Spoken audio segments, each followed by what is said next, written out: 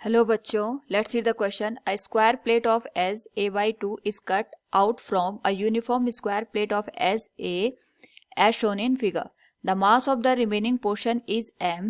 The moment of inertia of the shaded portion about an axis passing through O, center of the square of side A and perpendicular to plane of the plate A. Now, first of all, we will discuss here the key concept.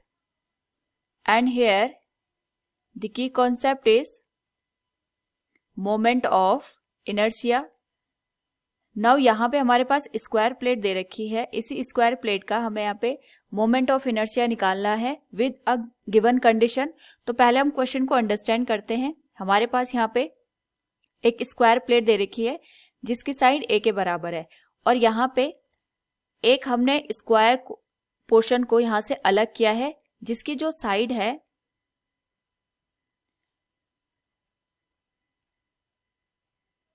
That is given as a by 2, यानी यहां से यहाँ a by 4 हो गया और यहां से यहाँ a by 4.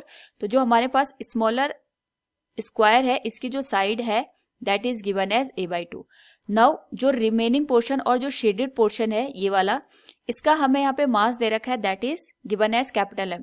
तो सबसे पहले जो हमारे पास कंप्लीट स्क्वायर है इसको हम अगर नाम दे दें A, B, C, D, इसका जो यहाँ पे मास आएगा और जो हमारे पास यहाँ पे स्मॉलर स्क्वायर है that is P, Q, R, S, इसका हम यहाँ पे मास निकालते हैं in the term of the given mass that is given as capital M. So we can say suppose let the mass of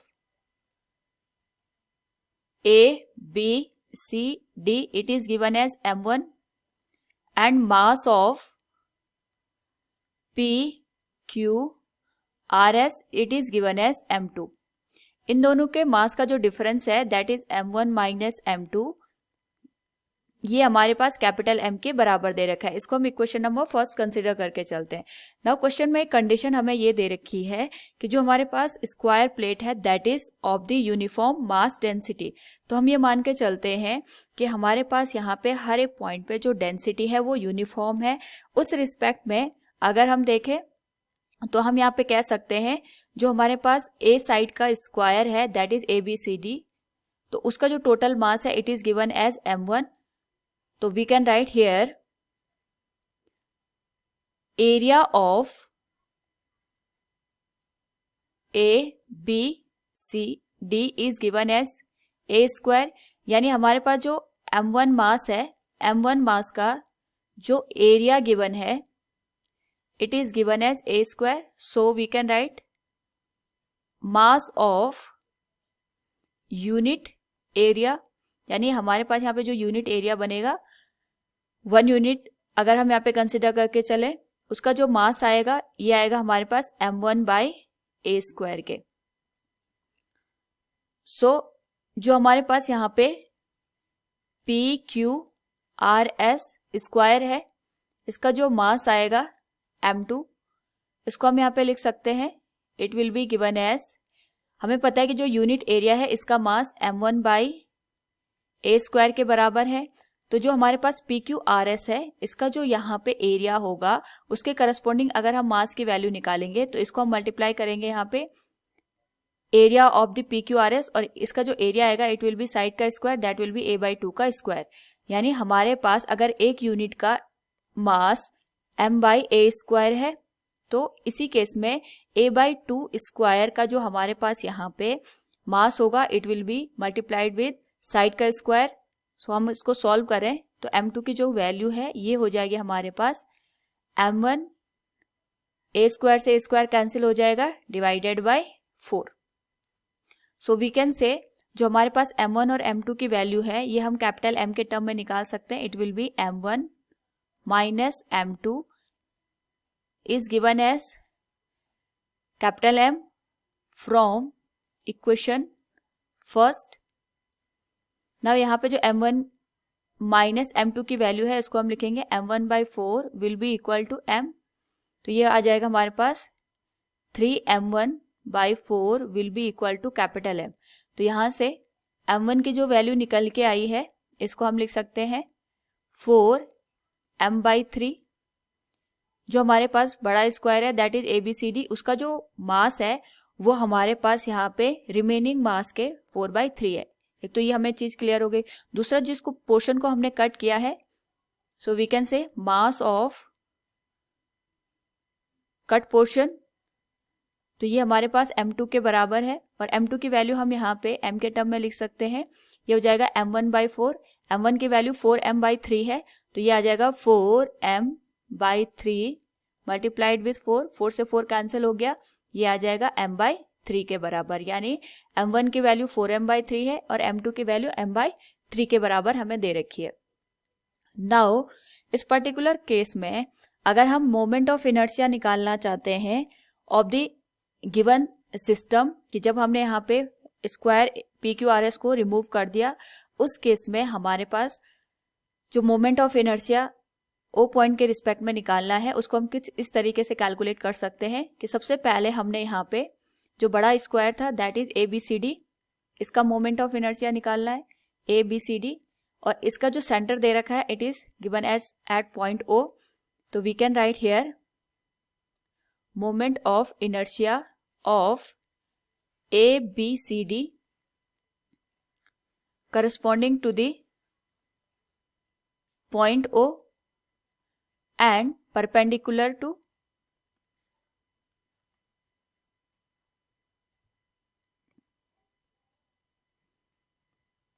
plane। तो ये हो जाएगा हमारे पास mass of the given square plate, ये हो जाएगा m1 into square of the side that is A² divided by 6 के। और यहाँ पे जो m1 की वैल्यू है ये हम ऑलरेडी कैलकुलेट कर चुके हैं, इसको हम O से इंडिकेट कर देते हैं। तो m1 की वैल्यू है that is 4m/3 into A² divided by 6। अगर हम इसको सॉल्व करें यहाँ पे तो O की वैल्यू हमारे पास निकल के आएगी 2 × 4, 2 × 3 = 6, ये आ जाएगी 2ma² डिवाइडेड बाई 9 के। इसको हम इक्वेशन नंबर 2 का नाम दे सकते हैं यहाँ पे। सिमिलरली अगर हम बात करें यहाँ पे जो रिमेनिंग हमारे पास स्क्वायर था दैट इज PQRS, ये हम मान के चल रहे हैं हमारे पास दूसरा स्क्वायर है जिसको हमने कट किया है, जिसकी साइड हमारे पास A/2 के है, तो हम इसको लिख सकते हैं PQRS। हम इसका सेंटर यहाँ पे O' मान रहे हैं, तो अगर ये सेंटर हमारे पास O' है तो यहाँ पे जो डिस्टेंस होगी ये A/4 के बराबर होगी, क्योंकि जो पूरी लेंथ है हमारे पास ये A/2 है, A/2 का हाफ हमारे पास A/4 हो जाएगा। तो we can write moment of inertia of PQRS corresponding to the, similarly जैसे हमने प्रीवियस यहाँ पे कैलकुलेट किया था, corresponding to the point O' and perpendicular to the plane, तो ये भी सिमिलरली निकल जाएगा, बट यहाँ पे जो मास आएगा ये m2 आएगा और जो साइड है हमारे पास ये A/2 आ जाएगी, A/2 का स्क्वायर डिवाइडेड बाई 6। नाउ यहाँ पे अगर हम मोमेंट ऑफ इनर्शिया की वैल्यू निकालें तो m2 की जो वैल्यू थी इट वाज m/3 और ये मल्टीप्लाई हो जाएगा हमारे पास A²/4 से, और इसको डिवाइड कर देंगे हम 6 से, तो ये आ जाएगा 4 × 3 = 12, 12 × 6 = 72, और यहाँ पे हमारे पास मल्टीप्लाई हो जाएगा m इंटू A², ये आ जाएगा इक्वेशन नंबर 3 के। नाउ अगर हम इस पूरे सिनेरियो को यहाँ पे एनालिसिस करें तो ये हमारे पास स्क्वायर दे रखा है ABCD, और यहाँ पर से हमने इस पोर्शन को यहाँ पे कट किया है। हमें यहाँ पे जो O पॉइंट है जो कि ABCD का सेंटर पड़ रहा है, इसके रिस्पेक्ट में ही जो रिमेनिंग पोर्शन है उसका यहाँ पे moment of inertia find out करना है। लेकिन जो हमने यहाँ पे PQRS स्क्वायर लिया है, इसका जो मोमेंट ऑफ इनर्शिया निकाला है वो इस पॉइंट के करस्पॉन्डिंग निकाला है दैट इज O'। तो अगर हमें यहाँ पे रिमेनिंग पोर्शन का मोमेंट ऑफ इनर्शिया चाहिए तो हम यहाँ पे जो स्क्वायर गिवन है दैट इज ABCD, इसके मोमेंट ऑफ इनर्शिया में से PQRS के मोमेंट ऑफ इनर्शिया को माइनस कर देंगे। लेकिन तो इसके लिए हमें यहाँ पे PQRS के मोमेंट ऑफ इनर्शिया को O के करस्पॉन्डिंग में कैलकुलेट करना पड़ेगा, तभी जाके हम यहाँ पे दोनों के मोमेंट ऑफ इनर्शिया को यहाँ पे सब्ट्रैक्ट कर सकते हैं। So for this we can write here moment of inertia of remaining portion, इसको हम यहाँ पे आई आर से इंडिकेट कर सकते हैं। तो सबसे पहले पी क्यू आर एस का मोमेंट ऑफ इनर्शिया हम ओ के करस्पॉन्डिंग निकाल देंगे। तो यहाँ पे हमारे पास आ जाएगा moment of inertia of P Q R S corresponding to the O point. इसके लिए हम यहाँ पे पैरेलल एक्सिस थ्योरम का यूज करेंगे। तो we can say it will be, इसको हम यहाँ पे इंडिकेट करते हैं आई डैश ओ से। इसकी जो वैल्यू आएगी it will be the moment of inertia corresponding to the O dash I O dash plus mass of the P Q R S, ये हमारे पास आ जाएगा m/3 के, and distance between O dash and O. अगर हम देखें यहाँ पे ओ डैश और ओ के बीच की जो डिस्टेंस होगी it will be half of the side of the P Q R S square, यानी पी क्यू आर एस की जो साइड है ये a/2 है हमारे पास यहाँ पे। तो जो ये ओ डैश से लेके ओ तक की जो डिस्टेंस होगी ये इसका हाफ हो जाएगी, दैट विल बी a/4। तो we can write it will be a/4 का स्क्वायर। तो आई डैश ओ की जो वैल्यू होगी it will be moment of inertia corresponding to the O dash, ये हमने जो कैलकुलेट की थी it was m into a square divided by 72 plus m into a square divided by 48। तो जो इसकी वैल्यू निकल के आएगी फ्रॉम हियर, एलसीएम हो जाएगा 144, और यहाँ पे इसको ओवरऑल अगर हम सॉल्व करेंगे it will B 5ma square. तो जो हमारे पास ओ के करस्पॉन्डिंग मोमेंट ऑफ इनर्शिया निकला स्मॉलर स्क्वायर का पी क्यू आर एस का, it was 5ma square divided by 144। तो जो हमारे पास रिमेनिंग पोर्शन का मोमेंट ऑफ इनर्शिया है it will be moment of inertia corresponding to point O of the bigger square minus moment of inertia of the smaller square corresponding to the point O. तो दोनों की value को अगर हम यहाँ पे minus कर दें तो ये आ जाएगा 2 into ma square divided by 9 minus 5 into ma square divided by 144। इसमें जो हमारे पास आई आर की वैल्यू निकल के आएगी इट विल बी, एलसीएम हमारे पास 144 के करस्पॉन्डिंग निकल के आ गया। तो ये हो जाएगा 32 ma square minus 5 ma square के, तो माइनस करने पे this whole value will be 27 ma square by 144, और ये जो होल वैल्यू है 9 से डिवाइड होगी, यहाँ पे आ जाएगा 16 और यहाँ पे आ जाएगा 3।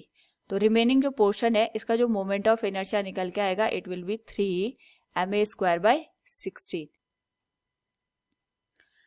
So from the given question we can say the moment of inertia of the remaining portion corresponding to point O and perpendicular to the plane is 3 ma square divided by 16.